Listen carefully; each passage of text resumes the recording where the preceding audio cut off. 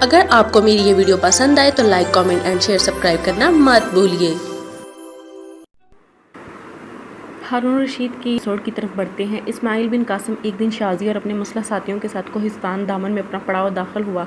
شازیہ کو لے کر وہ اپنے خیمے میں آیا، گھوڑے کے چھیڑ تلے بندوق لگا دیے، پھر شازیہ کو مخاطب کر کے کہنے لگا، خاتون یہ میرا خیمہ ہے، اس میں میں جانتا ہوں تم تھکاوٹ محسوس کر رہی ہوگی، تمہیں بھوک بھی لگی ہوگی اور سب سے پہلے تمہارے کھانے کا اہتمام کیا جاتا ہے، اس کے بعد خیمے میں آرام کر لو، سستال اور بعد میں اپنے چند مسلح جوانوں کے ساتھ تمہیں باکو شہر کی طرح روانہ کر دوں گا اور تمہاری اور تمہارے بھائی کی حفاظت کا اہتمام بھی کیا جائے گا۔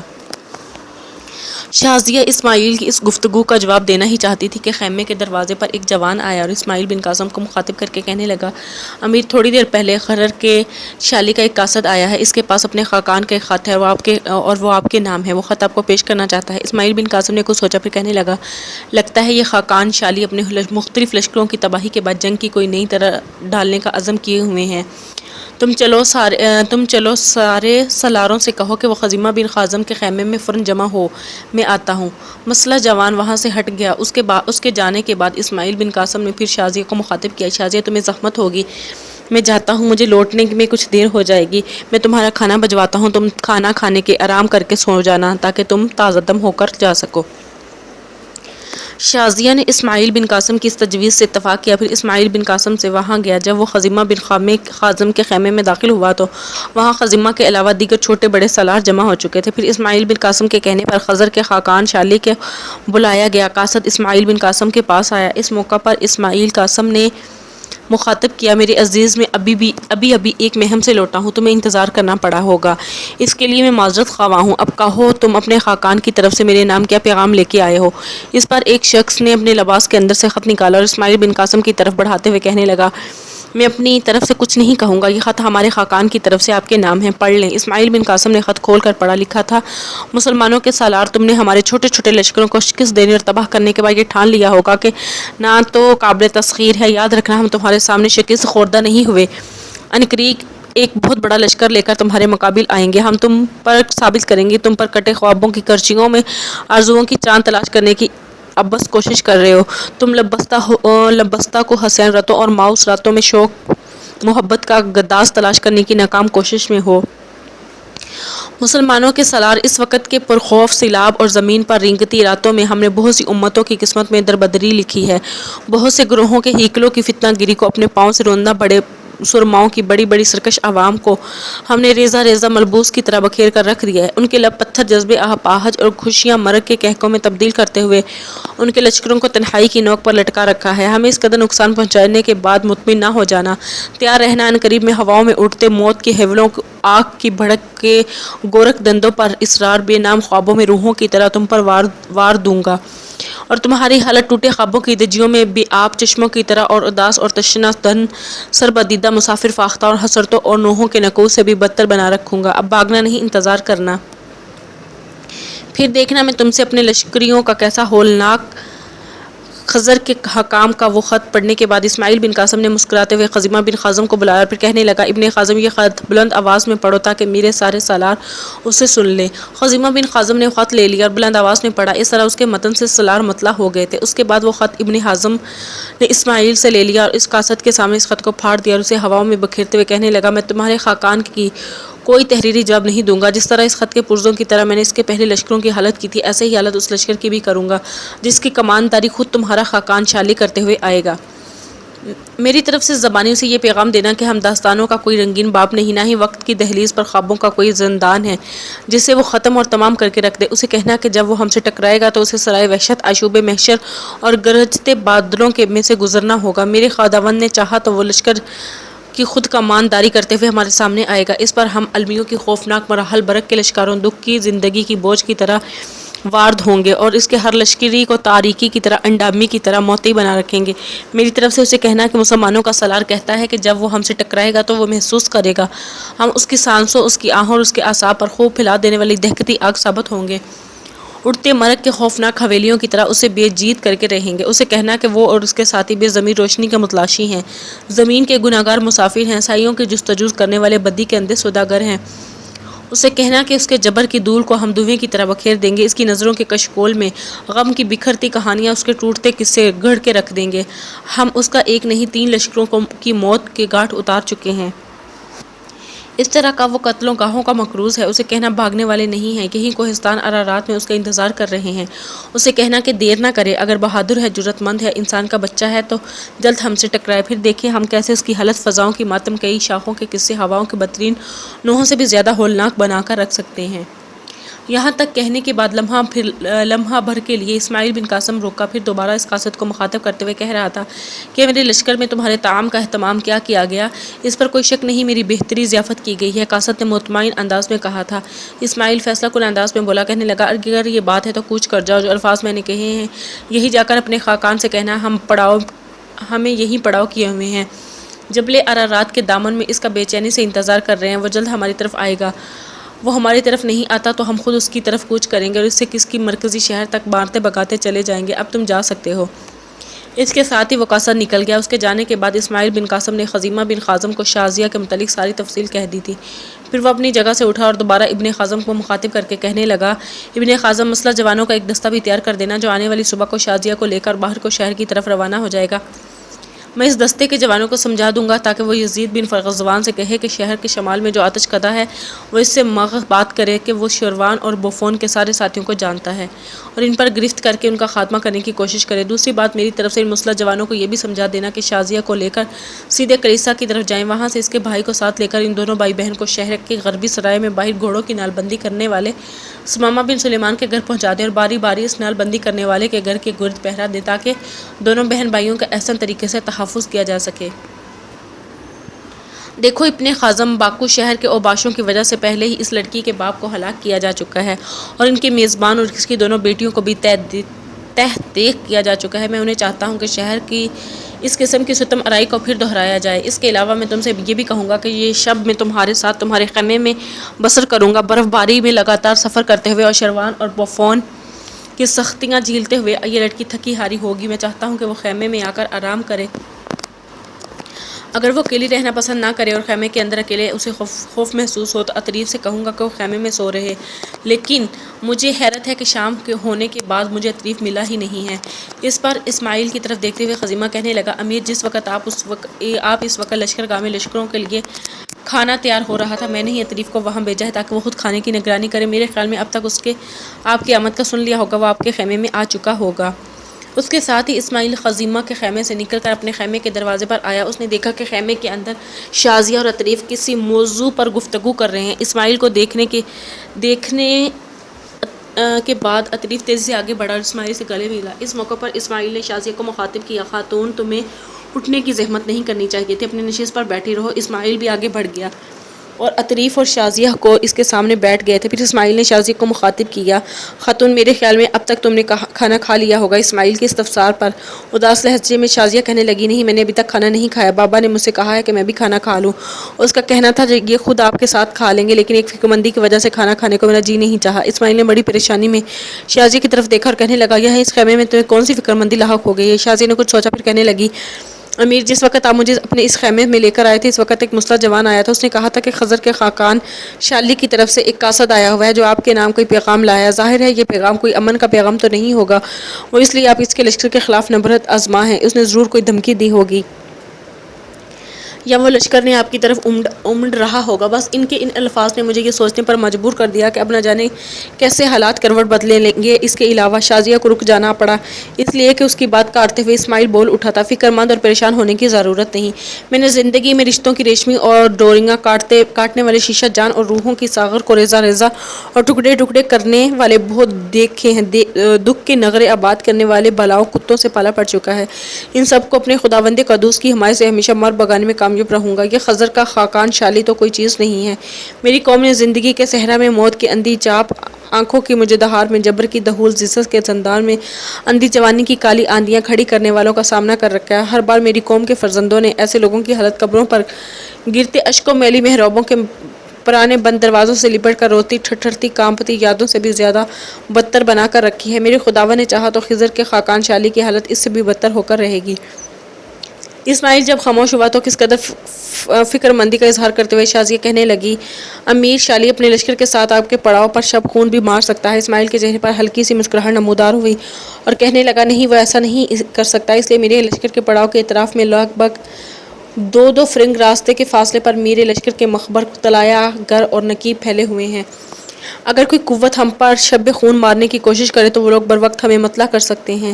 اسماعیل بن قاسم جب خاموش ہوا تو کچھ دیر خاموشی رہی۔ اس کے بعد شازیہ نے کچھ سوچنے ہوئے اسماعیل کو مخاطب کیا، آپ کے آنے سے پہلے ہم عطریف سے ان کے گھر سے متعلق سوالات کر رہی تھی۔ مجھے بے حد دکھ اور صدمہ ہوا، ان کی کوئی اولاد نہیں ہے، لیکن یہ جان کر خوشی بھی ہوئی کہ دونوں میاں بیوی آپ لوگوں کے ہاں رہتے ہیں۔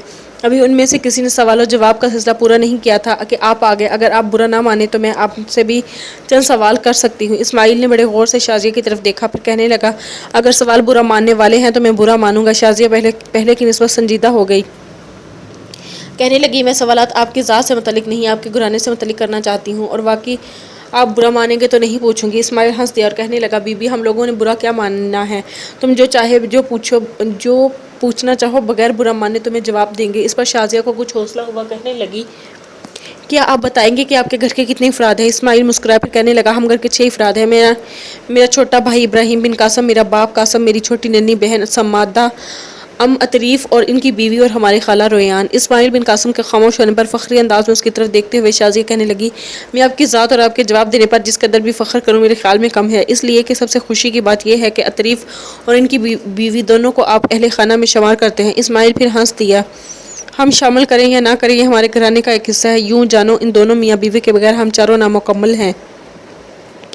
اب میں آپ سے ایک اور سوال پوچھنا چاہتی ہوں، وہ یوں کہ بغداد میں جو شاہی طبیب جبرائیل، وہ ہمارا قریبی عزیز ہے، لیکن نہ میں نے اسے شکل سے کبھی دیکھا ہے، نہ وہ شکل سے مجھے پہچانتے ہیں۔ میرے بابا انہیں جانتے تھے اور میرے بابا کے عزیز ہیں۔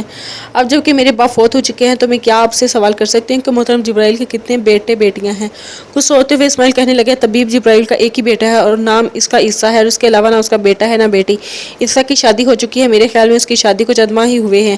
وہ گھر کے 3 ہی افراد ہیں، خود جبرائیل، اس کا بیٹا اور اس کی بیوی۔ یہاں تک کچھ کہنے کے بعد کچھ دیر خاموش رہی۔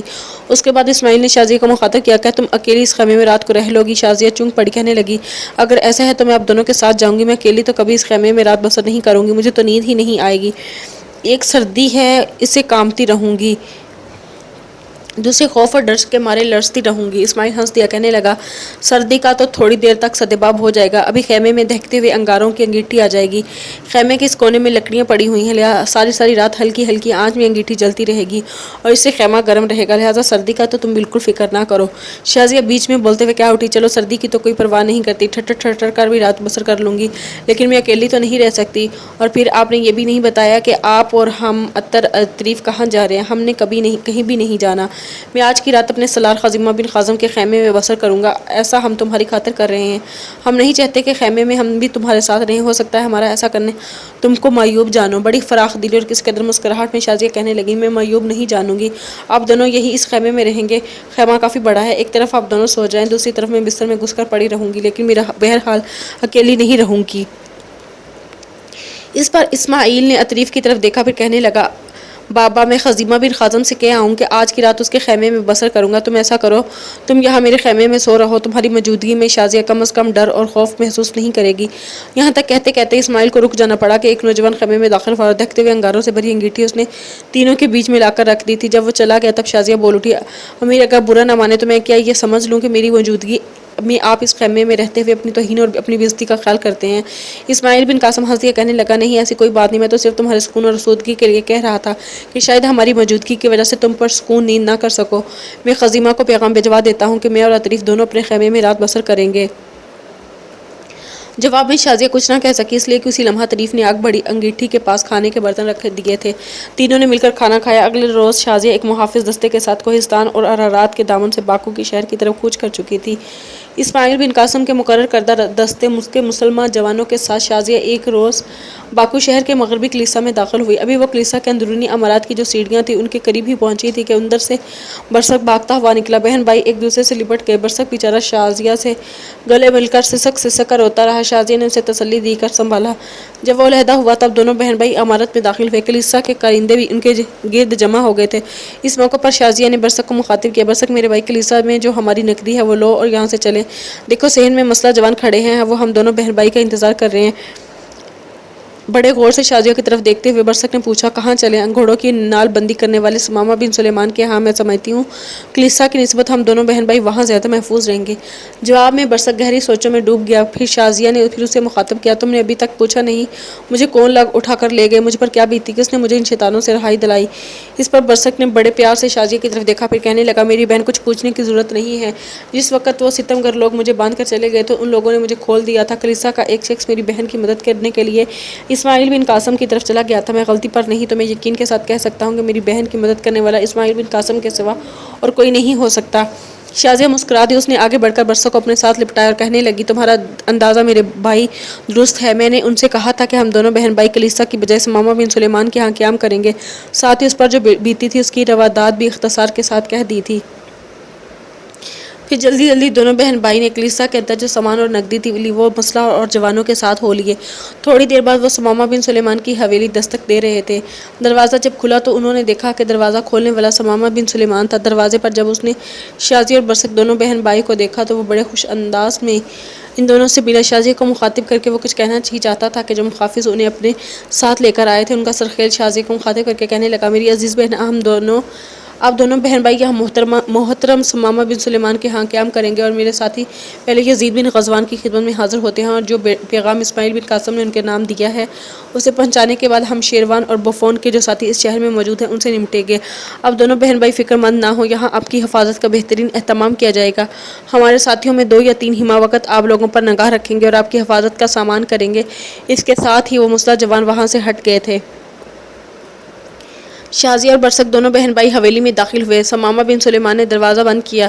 اتنی دیر تک اس کی بیوی سوما میں حویلی کے صحن تک آ گئی۔ شازیہ اور برسک کو دیکھا تو بڑی تیزی سے آگے بڑھی اور ان کو گلے لگا کر ملی، پھر سب دیوان خانے میں جا کر بیٹھ گئے۔ نشست سنبھالنے کے بعد سب سے پہلے گفتگو کا آغاز ثمامہ بن سلیمان نے کیا تھا۔ شازیہ کی طرف دیکھتے ہوئے کہہ رہا تھا بیٹی تمہارے کلیسائے اٹھ کھڑے ہوئے ہیں۔ بیٹی تمہارے کلیسائے سے اٹھائے جانے پر میں اور میری بیوی دونوں فکر مند اور پریشان تھے۔ ہماری بدقسمتی کہ ہم کچھ نہیں کر سکتے تھے۔ بیٹی جو کوئی تجھ پر بیتی وہ تفصیل سے بتا۔ شازیہ نے کلیسا سے اٹھائے جانے کے لے کر شیروان اور اس کے ساتھیوں کے قسطنطنیہ کی طرف روانہ ہونے اور پھر راستے میں اسماعیل بن قاسم کے ساتھیوں کے ساتھ نمودار ہونے اور ریشوان اور اس کے ساتھیوں کے ساتھ گرفت آزاد کرنے اور دونوں کے مقتل ہونے کا واقعات پوری تفصیل کے ساتھ کہہ ڈالے۔ شازیہ جب خاموش ہوئی تو تب خوشی کا اظہار کرتے ہوئے ثمامہ بن سلیمان کہنے لگا میری بیٹی تمہاری ان باتوں سے مجھے سب سے اچھی بات جو لگی وہ یہ ہے کہ تم اسماعیل بن قاسم سے کہہ کر قیام کے کلیسا پر میرے گھر کو ترجیح دی۔ میری اور میری بیوی کی نظروں میں تم دونوں کی حیثیت بیٹی اور بیٹے کی سی ہے۔ اللہ پاک نے ہم دونوں میاں بیویوں کو اولاد نہیں دی اور ہم بھی سمجھ گئے تھے کہ اللہ تعالیٰ نے ہم دونوں میاں بیوی کو پلے پلائے بچے عنایت کر دیے ہیں، یہ اس کی مہربانی ہے۔ یہاں تک کہنے کے بعد ثمامہ بن سلیمان جب خاموش ہوا تب شازیہ نے اپنی جگہ اٹھ کر نقدی ایک تھیلی کی اس کی گود میں رکھ دی۔ تھیلی کھول کر ثمامہ نے اس کا جائزہ لیا، اس کا منہ بند کر دیا اور جواب طلب انداز میں شازیہ کی طرف دیکھتے ہوئے کہنے لگا بیٹی یہ کیا ہے؟ شازیہ نے اس موقع پر کچھ سوچا پھر کہنے لگا بابا نقدی کی یہ تھیلی امیر اسماعیل بن قاسم نے اس وقت مجھے دی تھی جب میں اور میرے بھائی برسک دونوں نے کلیسا میں قیام کیا تھا۔ اب نقدی کی یہ تھیلی بھی آپ نے حوالے کرتی ہوں، اس میں سے آپ گھر کے اخراجات پورے کر سکیں گے۔ جواب میں ثمامہ بن سلیمان نے مسکرا دیا میری بچی یہ بھی تم نے جواب خوب کہا، گھر کے اخراجات تو میں نال بندی سے پورے کر لیتا ہوں، اچھی خاصی رقم پس انداز بھی کر لیتا ہوں۔ میری بچی تم دونوں کے آنے سے جس قدر خوشی مجھے اور میری بیوی کو ہے اسے اس الفاظ میں بیان نہیں کر سکتا۔ نقدی کی یہ تھیلی میرے پاس تمہاری امانت کی حیثیت میں رہے گی، جب تم کہیں جانا چاہو گی تو بیٹی نقدی کی یہ تھیلی تمہارے ساتھ جائے گی۔ یوں جانو تم دونوں کے آنے سے جو خوشی، جو ذہنی سکون مجھے اور میری بیوی کو ملا ہے اس کے ہم بڑی مدت سے منتظر تھے۔ بڑی بیٹی میں جانتا ہوں تم دونوں بہن بھائی کی منزل بغداد ہے۔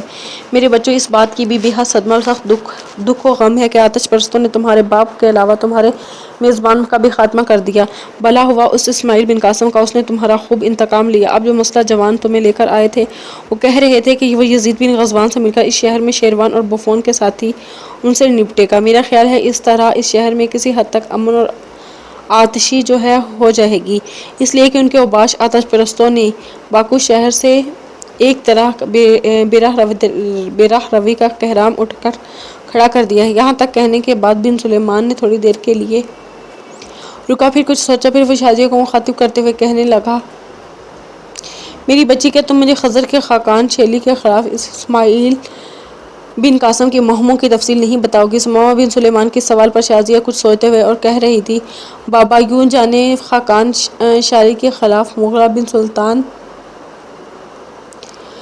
خلاف اسماعیل بن قاسم بہترین انداز میں کامیاب اور فتح مند رہے۔ اب تک وہ شالی کے 4 اثار کو بدترین شکست دے چکے ہیں۔ جس دن میں امیر کے لشکر میں داخل ہوئی تھی، اسی دن شالی کا ایک قاصد آیا تھا۔ شالی نے ایک خط کے ذریعے امیر کو دھمکی دی ہے اور عنقریب وہ امیر کے خلاف جنگ کی طرح ڈالنے والا ہے۔ اب دیکھیں اس متوقع جنگ کے کیا نتائج نکلتے ہیں۔ شازیہ سے تفصیل جان کر ثمامہ بن سلیمان تھوڑی دیر تک مسکراتا رہا، پھر دوبارہ وہ بول اٹھا، بیٹی جہاں تک مجھے بتایا گیا ہے اس کے مطابق تمہاری باکو شہر تمہاری منزل نہیں تھی۔ تم دونوں نے اپنے باپ کے ساتھ بغداد کا رخ کرنا تھا۔ یہاں خلیفہ کا طبیب جبرائیل نہ صرف تمہارا جاننے والا ہے بلکہ قریبی عزیز ہے۔ اب جبکہ حالات پلٹا کھا چکے ہیں، تمہارا باپ مارا جا چکا ہے، تو میری بیٹی کیا تم امید کرتی ہو کہ تم بغداد میں جبرائیل کے پاس رہ سکو گی؟ وہ تم دونوں کی پذیرائی کرے گا؟ تمہارے باپ کے مارے جانے کے بعد تم دونوں کو اہمیت دے گا؟ اس پر شازیہ کہنے لگی، بابا، جبرائیل مجھے اور میرے بھائی کی شکل سے نہیں جانتا۔ وہ ہمارا قریبی عزیز ہے اور رشتہ دار ہے۔ اسے جب ہمارے حالات کا علم ہوگا تو مجھے یقین ہے وہ ہماری پذیرائی کرے گا۔ ہم دونوں بہن بھائی کو اپنے ہاں رکھنے پر آمادہ تو ہو جائے گا۔ بابا، اگر اس نے ہم دونوں بہن بھائی کو رکھنے پر آمادگی ظاہر نہ کی تب بھی میں زیادہ فکر مند نہیں ہوں۔ اگر اس نے ہم دونوں بہن بھائیوں سے اجنبیت کا اظہار کیا تو میں امیر اسماعیل بن قاسم سے گزارش کروں کہ وہ بغداد شہر میں ہم دونوں بہن بھائی کے قیام کا بندوبست کر دے، اور مجھے امید ہے کہ امیر مجھے مایوس نہیں کریں گے۔ بابا، قسطنطنیہ تو ہم واپس نہیں جا سکتے، وہاں ہمارے عزیز و اقارب ہیں، ہمیں بہت سے رشتہ دار ہیں، لیکن جب تک نسی فورس زندہ ہے وہ ہماری جانوں کے در پہ رہے گا، لہٰذا واپس قسطنطنیہ جانے کا تو ہم سوچ بھی نہیں سکتے۔ یہاں تک اس شہر کو باکو میں رہنے کا تعلق ہے، یہاں بھی حالات ہمارے حق میں نہیں ہیں۔ ہماری وجہ سے شیروان اور بوفون کے علاوہ بہت سے آتش پرست مارے جا چکے ہیں۔ شیروان اور بوفون کا خاتمہ ہو چکا ہے۔ وہ آتش پرستوں کے سرکردہ تھے جنہوں نے عباشی اختیار کر رکھی تھی۔ یزید بن غزوان نے اگر ان کے باقی مسلح جوانوں کو ساتھیوں کو بھی خاتمہ کر دیا تب بھی اس شہر کا کوئی نہ کوئی ساتھی ضرور ہوگا۔ اس شہر میں ہم دونوں بہن بھائی کو خطرہ رہے گا۔ شیروان اور بوفون کی باقیہ سے کوئی نہ کوئی اٹھ کھڑا ہوگا، ہم دونوں بہن بھائی کے لیے خطرے کا باعث بن سکتا ہے۔ ہم نہ قسطنطنیہ واپس جا سکتے ہیں، نہ باکو میں قیام کر سکتے ہیں۔ اب بغداد میں ہماری آخری منزل ہے۔ شازیہ جب خاموش ہوئی تب برسوما اپنی جگہ اٹھ کھڑی ہوئی کہنے لگی، تم دونوں بہن بھائی بابا کے پاس بیٹھ کر باتیں کرو، میں تم دونوں کے لیے کھانا پکاتی ہوں۔ اس پر شازیہ فوراً جست لگانے کے انداز میں کھڑی ہوئی، برسوما کا بازو اس نے پکڑ لیا، پھر کہنے لگی، ماں، آج کے بعد گھر میں آپ کا کوئی کام نہیں کیا کریں گی، سارے کام میں نمٹا لوں گی، آپ فکر مند ہونے کی ضرورت نہیں ہے۔ آپ میرے ساتھ مطبخ میں چلیں، مجھے ساری چیزوں کے متعلق بتا دیں، میں کھانا خود تیار کروں گی۔ شازیہ کے ان الفاظ سے برسوما خوش ہو گئی تھی۔ پھر وہ دونوں دیوان خان سے نکل کر مطبخ کی طرف چلے گئے تھے۔ خاقان شالی کے قاصد کے آنے اور پھر اسماعیل بن قاسم کے جواب کے لیے لے جانے کے بعد شالی نے ایک بہت بڑے لشکر کے ساتھ کوہستان اور عرات کا رخ کیا تھا تاکہ اسماعیل بن قاسم پر ضرب لگا کر اس کے ہاتھوں تباہ و برباد ہونے والے اپنے لشکروں کا انتقام لے سکے۔ اسماعیل بن قاسم کے مخیر بھی بری طرح متحرک تھے، وہ شالی کی نقل و حرکت سے اسے آگاہ کر رہے تھے۔ اسماعیل بن قاسم کی جب فراہنی ہوئی، اس پر حملہ آور ہونے کے لیے شمالی قریب سے گزرتا تھا، جس جگہ اس نے وہاں سے پڑاؤ کیا ہوا تھا، وہاں اس نے پڑاؤ اٹھایا اور کوہستان عرات کے قریب پہنچا۔ وہاں اس نے ایک جگہ کا انتخاب کیا، وہ ایسی جگہ تھی جس کے پیچھے دو بڑے ٹیلے تھے، ان کے درمیان میں درے کی صورت میں ایک کافی کھلا اور ایک وسیع راستہ کوہستانی کا تھا۔ ان دو ٹیلوں کے سامنے خاقان شالی کا استقبال کیا گیا تھا۔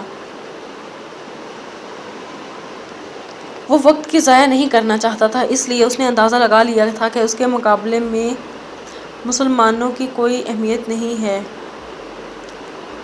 آتے ہی ضرب لگا کر وہ اپنے لیے فوائد حاصل کر رہے تھے۔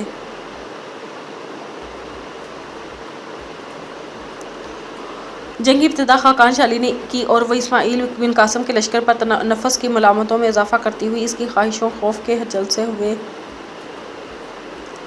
دشت خناس کے وسوسوں اور بستی بستی کریا رقص کرتے کرتے اور اوروں کی خزیمہ بخائی، یعنی کہ اوروں کی ہجر کی کہانیوں کی طرح حملہ آور ہو گیا تھا، اور اس کے ساتھ ساتھ اسماعیل بن قاسم اور خزیمہ بن خازم نے بھی بڑے خوبصورت انداز میں اپنے کارروائی میں ابتدا کی تھی، اور وہ بھی شاکی کے لشکر پر وقت کے حجلہ تاریک سے نکلنے موت کے الجھتے تخیل کی تشکیل پر سرایت کر جانے والی آتش ہجرا اور سنسار کی موت संसार की रम भूमि में वक़्त जलगार की तरह इनकलाब बर्पा कर देने वाली अज़ाब व करोब के लम्हों की तरह हमलावर थे। कुछ देर होलनाक रन पड़ा मैदान जंग के अंदर 400 गोल बदरू असीब छलाब वहशत लहर असियान सहरम घोड़े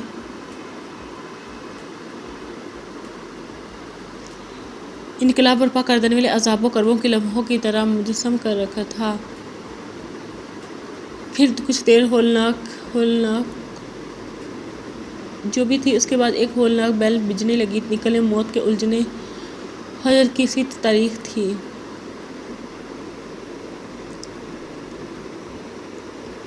कुछ देर होलनाक रन पड़ा मैदान जंग के अंदर सोचा सोगो बदरू असेब चला हम वहशत लहर असियान सहरो सहरम सरो सर से जज्बे और दिल अशो मनाजर पिलाती कुबा को बरहमी रक्स कर रहे थे। फिर अचानक इस्माइल बिन कासम खजीमा बिन खाजम ने पसपा होना शुरू किया। ऐसा अलग था जैसे वो खाकान शाली के लश्कर का दबाव ना बर वक्त बर्दाश्त कर सकते हों और इस दबाव को कम करने के लिए पीछे हटे हों। इस मौका पर शाली और इसके लश्करी ने बेपनाह खुशी और मसरत का इजहार किया। वो समझ गए थे कि मुसलमानों के लश्कर को पसपा करना और शिकस्त देना इतना मुश्किल ना होगा। जब अपने लश्कर के साथ इस्माइल बिन कासम ने पसपा होना शुरू कर दिया था तो अपने हमले आवरों में ज़्यादा तेज़ी से सल्तनत पैदा करो। इसी के साथ साथ शाली और इसके साथ लश्करियों ने महसूस किया कि हम दोनों नीलियों के खयाने हलचल बर्पा के रख दी थी। सब कुछ इस्माइल बिन कासम ने एक सोची समझी तदबीर के तहत किया था और जानबूझकर पसपा हुआ था ताकि शाली के लश्कर इसके तीर अंदाज़ों की जद में आएँ जो पहले उसने टीलों की घात में बैठा रखे थे। अपनी अगली कई सफ़ों के नुकसानदा होने और इसके बाद पिछली सफ़र पर तीर अंदाज होने के बाद शाली के लश्कर ने पेशकदमी बंद कर दी थी। अब वो एक जगह रुक गए थे बल्कि कई सफ़े पीछे हटना शुरू हो चुकी थी। उसमें से एक और नई चीज़ रोनमा हुई वो ये कि इस्माइल बिन कासम ने फ़ौरन अपने लश्कर को 2 हिस्सों में तकसीम कर लिया। जो हिस्सा वो बगदाद से लेकर आया था उसने अपनी कमानदारी में रखा। जो हिस्सा खजीमा बिन खाजम नसीबैन से लाया था वो उसकी कमानदारी में रहने दिया।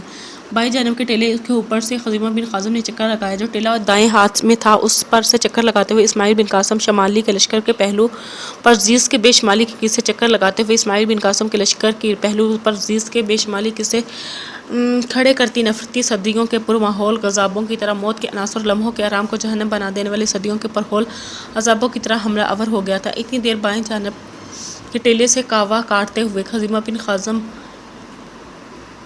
बिन खाजम के कबीली लश्कर और इसके साथ साथ एक बार फिर से जबल अरारात के दामन में एक नस्लों के तसलसल में लहू हरूफ फिरने लगे थे। 400 नहर को भी असर करती असीब असर मौत की अंधी चाप और मरक की मौजों का एक ना ख़त्म होने वाला तजस्सुस उठ खड़ा हुआ था। अब एक तरह से शाली के लश्कर पर 3 इतराफ़ से हमला हो चुका था। दाएं पहलू पर इस्माइल की तरफ से इस्माइल बिन कासम के तीर अंदाज जो कोहिस्तानी पहलू के ऊपर गात के बैठा हो था। इसके साथ ही कुछ देर की मज़ीद जंग की खाकान शाली को बदतरीन शिकस्त उठाना पड़ी और वो भाग खड़ा हुआ। पूरी ताकत और कुव्वत के साथ इस्माइल बिन कासम खजीमा बिन खाजम ने शाली का ताक़ुब शुरू किया और अपने और दुश्मन के पड़ाव पर नज़र रखने के लिए कुछ दस्ते पीछे छोड़ दिए। ये ताक़ुब काफ़ी दूर तक और जारी रहा, यहाँ तक कि शमाली के साथ गिनती करने लगे। इसके साथ ही छोड़े तकाकू का काफ़ी दूर तक जाती, यहाँ तक कि शमाली के साथ गिनती के चंद मसला जवान रह गए जिनके साथ वो बड़ी मुश्किल के साथ अपनी जान बचाकर अपने इलाकों की तरफ भाग गया था। फिर ताक़ुब तरक करके इस्माइल बिन कासम खजीमा बिन खाजम अपने लश्कर के साथ लेकर जहाँ कोहिस्तान रात और सारात के कार मौजूद थे उसके बाद वहाँ इस्माइल बिन कासम ने अपने लश्कर के साथ पड़ाव पर कर लिया था। चंद रोज़ तक उसने वहाँ के ज़ख्मियों की देखभाल की गई। दुश्मन के पड़ाव की हर चीज़ पर कब्ज़ा कर लिया गया। उसके इस्माइल बिन कासम ने आर्मीनिया की तरफ भिजवाए और यजीद बिन गज़वान को भी वहाँ बुला लिया। इस्माइल बिन कासम ने चंद रोज़ मज़ीद यहाँ क़याम किया, आर्मीनिया के हालात को बेहतर अंदाज में दुरुस्त किया। जब देखा कि अब कोई तकरीबी कुव्वत वहाँ बर्दाश्त नहीं हो रही, तब आर्मीनिया का हाकिम गज़वान को मुकद्दर करने के लिए इस्माइल बिन कासम और खजीमा बिन खाजम बाकू शहर की तरफ चले गए थे। जबकि यजीद बिन फरीद ने